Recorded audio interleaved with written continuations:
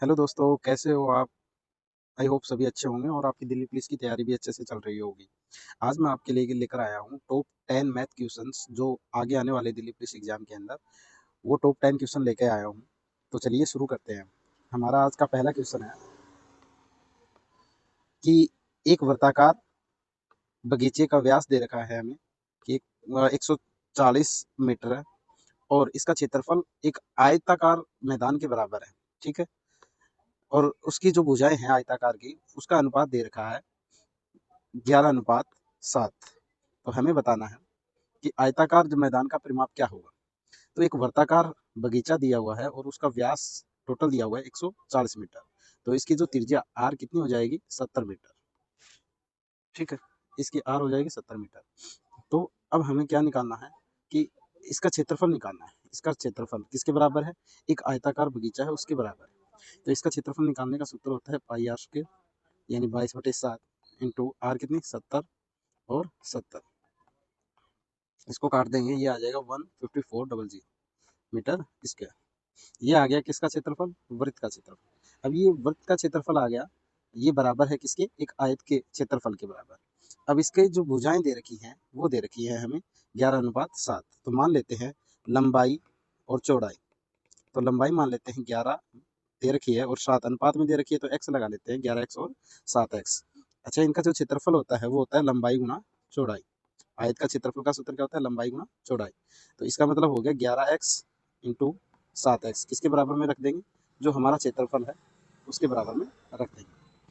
तो अब इसको x का मान निकालेंगे, तो ये हो जाएगा 77x बराबर 100 x की स्क्वायर। तो बराबर में ये हो जाएगा, तो x स्क्वायर बराबर हो जाएगा 154 में 77 इसमें भाग दे देंगे, तो ये आ जाएगा 200।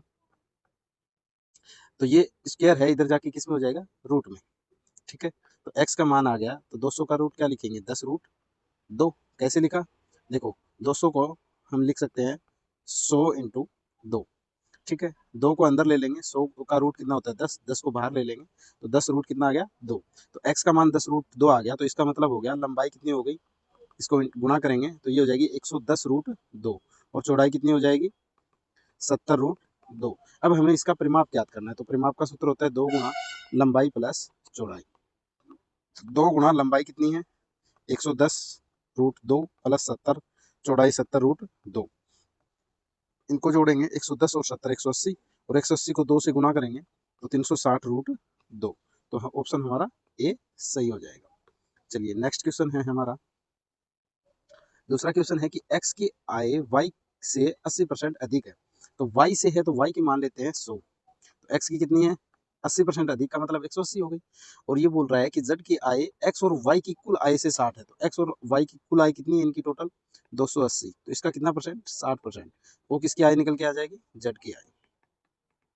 तो निकालेंगे 60% इसका निकालेंगे। 48 4 और 6 दूनी 12 और 4 16, तो कितनी आ गई? 168। अब पूछ रहा है कि z की जो आय है वो x की आय का कितना परसेंट है। तो z की जो आय है वो x की आय से तो कितना परसेंट कम है, मतलब कितना कम है? 12 कम है। सॉरी, 12 कम है। 180 में से इसकी आय घटाएंगे तो 12, तो 12 कम है बटे में किसकी आय से? x की आय से। x कितना? 180 बटे में 180 इंटू 100। एक जीरो से एक जीरो, 6 से काटेंगे 2 बार, 6 से काटेंगे 3 बार, ये आ गया 20/3।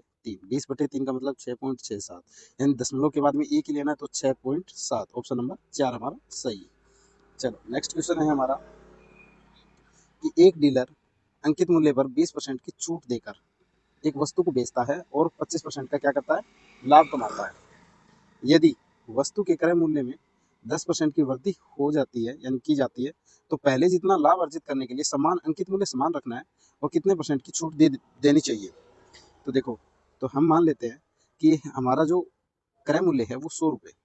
ठीक है। 25% का लाभ प्राप्त करता है, यानी विक्रय मूल्य जो हमारा हो जाएगा वो कितना हो जाएगा?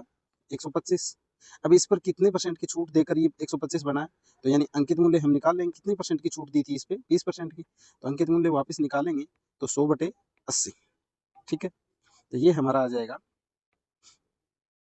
इसको काटेंगे, एक जीरो से एक जीरो कट गया। अब इसको काटेंगे 125 इंटू 100/80 बराबर, ये हमारा आया 156.2 25। जब इसको काटेंगे तो हमारा ये आ जाएगा 156.25। अच्छा, उसके बाद में ये हमारा अंकित मूल्य आ गया। अब बोल रहा है कि क्रय मूल्य को 10% बढ़ा दिया गया। अब क्रय मूल्य कितना था, कितना माना हमने, 100 रुपए। अब क्रय मूल्य कितना हो जाएगा, 110। अब समान लाभ अर्जित करना है, यानी लाभ 25% का ही रखना है हमें।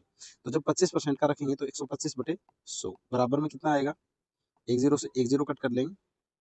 11 को 5 से किया 55, 11 को 2 से किया 22, 22 और 2 27, और 11 को 1 से किया 11 एकम 11 और 12 13। तो ये आ गया 137.5। ये हमारा क्या निकल के आया, ये हमारा निकल के आया जो अभी मूल्य बढ़ाने के बाद और लाभ वही सेम 25% रखने के बाद में हमारा विक्रय मूल्य निकल के आया। लेकिन ये बोल रहा है कि छूट है ना वो उतनी ही देनी है। अब देखो पहले कितना मूल्य था, 156, और अब कितना है 137.50, यानी 18.75 की क्या होगी, इसमें कमी करनी है। तो 18.75 बटे में किस पे कमी करनी है, इस पे 156.25 इंटू 100, यानी इसको काटेंगे तो ये आ जाएगा हमारा 25 से काटेंगे, 25 150, 25 दूनी 50 और 25 पाँचू 125, पॉइंट से पॉइंट कट जाएगा। इसको काटेंगे 25 आता है 175, बच गए 12 और 25 पाँचू, फिर 25 से काटेंगे, 25 3 75 और 25 को इससे 25 बार, इसको काटेंगे 4 बार, यानी 4 3 12%, 12% का क्या हुआ, छूट देनी पड़ेगी। चलिए अगला क्वेश्चन है हमारा, ए और बी एक काम को क्रमशः 10 दिन और 15 दिन में कर सकते हैं। 4 दिन तक वह एक साथ काम करते हैं। शेष जो कार्य है वो सी पूरा करता है कितने दिन में, 12 दिन में। तो सी जो कार्य है वो मूल कार्य का 4/9 भाग वो कितने दिन में पूरा करेगा। तो चलिए शुरू करते हैं। ए और बी 10 दिन में और 15 दिन में काम शुरू करते हैं। मान लो टोटल काम हमने 30 माना, तो ये करेगा 3 काम एक दिन में और ये करेगा 2 काम, यानी ये दोनों मिला के 5 काम एक दिन में करते हैं। तो इन दोनों ने 4 दिनों तक काम किया, यानी 20 काम ये दोनों कर चुके हैं।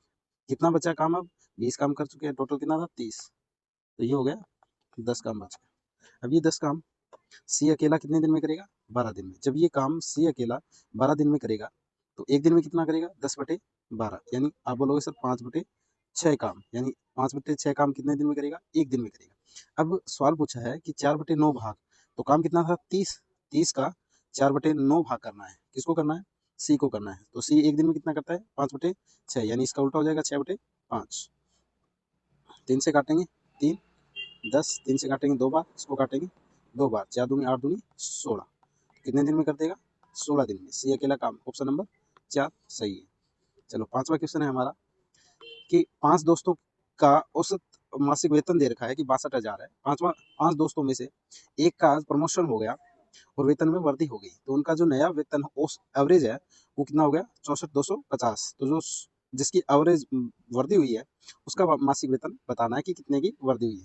तो देखो टोटल में से हम जो पहले था और अब जो हुआ है प्रमोशन के बाद में, उसमें से घटा के अगर 5 से गुणा कर देंगे तो हमारा वो वेतन में जितनी वृद्धि हुई है वो आ जाएगा। कैसे कि हमारा पहले अभी वृद्धि के बाद में हुआ 64,250 और पहले था हमारा 62,000, तो काटेंगे तो ये हो जाएगा 2250, यानी एक बंदे पर 2250 रुपये की वृद्धि हुई है। अब इसको 5 से गुणा कर देंगे तो उसकी अकेले की आ जाएगी। तो 5 को 5 से किया 25, 2 5 दूनी 10, 2 12, 1 5 दूनी 10 और 1 11, यानी 11,250 की क्या हो गई, वर्दी। ऑप्शन नंबर 2 हमारा सही है। चलो छठा क्वेश्चन देखते हैं। दो लड़कों की वर्तमान आयु हमें दे रखी है 5:7, ठीक है, वर्तमान आयु है, और 4 वर्ष बाद में इसका अनुपात 7:9 हो जाता है। तो अब से 14 वर्ष के बाद में उसका अनुपात बताना है। तो देखो ऐसे क्वेश्चन आते हैं तो आपको सिंपल सा तरीका बताता हूँ। वर्तमान उसकी आयु है दो लड़कों की 5 और 7, तो मान लेते हैं एक की 5x है और एक की 7x है। अब 4 वर्ष बाद में कितनी हो जाएगी, 5x + 4, और इसकी कितनी हो जाएगी, 7x + 4, और उसका अनुपात दे रखा है तो उनको अनुपात में लिख दो। कैसे लिखोगे, 5x + 4 बटे 7x + 4 बराबर में अनुपात कितना है, 7:9, तो यानी 7/9। वज्र गुणा कर दो 45x, इसको इससे गुणा कर दो, इसको इससे गुणा कर दो, प्लस 9 को इससे किया 36 बराबर में 49x प्लस 7 चौके 28, ठीक है। ये 45 इधर माइनस में हो जाएंगे, ये भी इधर माइनस में हो जाएंगे, यानी 45 को इधर लेके आएंगे तो ये हो जाएगा 4x, और ये 28 इधर माइनस में हो जाएंगे तो ये भी कितना हो जाएगा 8, कितना बच जाएगा 8। एक्स का मान हमारा कितना आ गया 2, एक्स का मान हमारा 2 आ गया, तो इसका मतलब इसकी वर्तमान आयु एक की तो हो जाएगी 10 और दूसरे की कितनी हो जाएगी 14, ठीक है। दोनों की आयु आ गई, लेकिन अब से 15 सॉरी 14 वर्ष बाद में, तो इसमें 14 जोड़ दो कितना हो जाएगा 24, और इसमें 14 जोड़ो कितना हो जाएगा 28। अब इनका अनुपात निकाल लो, 4 से काटेंगे 6 बार, 4 से काटेंगे 7 बार, यानी 6:7। तो ऑप्शन नंबर 4 हमारा सही आंसर। चलो नेक्स्ट क्वेश्चन है, एक्स और वाई की वर्तमान आयु हमें दे रखी है और उनकी कुल आयु हमें दे रखी है 44, और 8 वर्ष के बाद में उनकी आयु का अनुपात बताना है।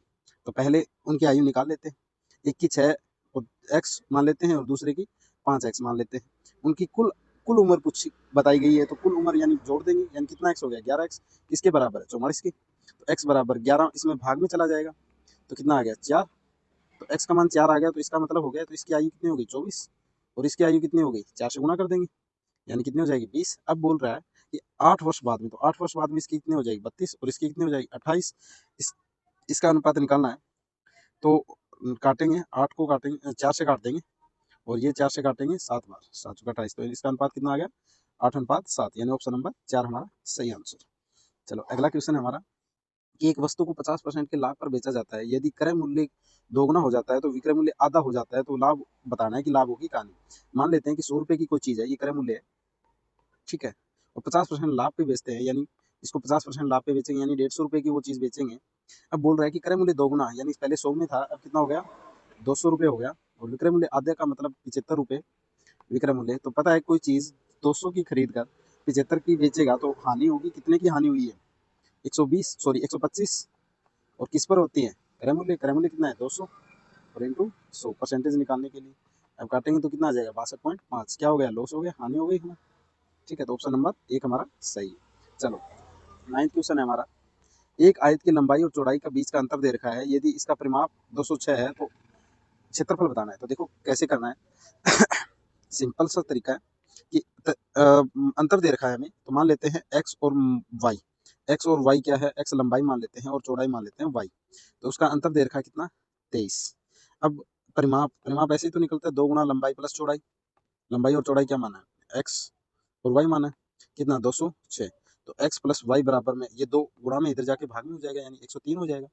अब देखो दो समीकरण हमारे पास बन के आ गया, x माइनस वाई बराबर 23 और x प्लस वाई बराबर 103, ठीक है, तो इसको काट देंगे, ये माइनस वाई है ये प्लस वाई है, तो x और x कितने हो गए, यानी जोड़ देंगे इनको आपस में, जब जोड़ेंगे तो ये आपस में कट जाएगा, तो ये हो जाएगा 2x और ये हो जाएगा 146, सॉरी 126, ठीक है। x का मान हमारा निकल के आया कितना 63, जब x का मान 63 निकल के आया, यानी कौन एक समीकरण में हम x का मान रख देंगे, तो x का मान इसमें 63 रखेंगे, इधर जाके किस में हो जाएगा माइनस में हो जाएगा, तो y का मान कितना आ गया 40 आ गया, तो y का मान हमारा कितना आ गया 40। अब इसका क्षेत्रफल बताना है, तो लंबाई गुणा चौड़ाई क्या होता है इसका आयत का क्षेत्रफल, तो लंबाई आ गई हमारे पास और चौड़ाई आ गई, अब गुणा करेंगे 4 3 12, 1 से 24 और 1 25, यानी 2520 रुपये, यानी ऑप्शन नंबर सॉरी 20 मीटर, तो 2520 मीटर क्या आ गया हमारा क्षेत्रफल आ गया। चलो 10वां क्वेश्चन देखते हैं, लास्ट क्वेश्चन, एक रेलगाड़ी की लंबाई दे रखी है प्लेटफॉर्म को 18 सेकंड में, और दूसरे प्लेटफॉर्म जो लंबाई दे रखी है 120 मीटर की, उसको 15 मीटर में 120 मीटर प्लेटफॉर्म को 15 सेकंड में क्या कर देती है पार कर देती है, तो लंबाई बतानी है रेलगाड़ी की कितनी। तो देखो चाल का सूत्र क्या होता है दूरी बटे समय, ठीक है, और दोनों की चाल क्या है रेलगाड़ी तो सेम है, चाल दोनों की क्या है बराबर है, तो दोनों की चाल हम बराबर रख देंगे। देखो कैसे, इसकी जो दूरी है वो हमें नहीं पता कि रेलगाड़ी की दूरी क्या है, तो हम मान लेते हैं, माना रेलगाड़ी की जो दूरी है या लंबाई है वो x मीटर है, ठीक है।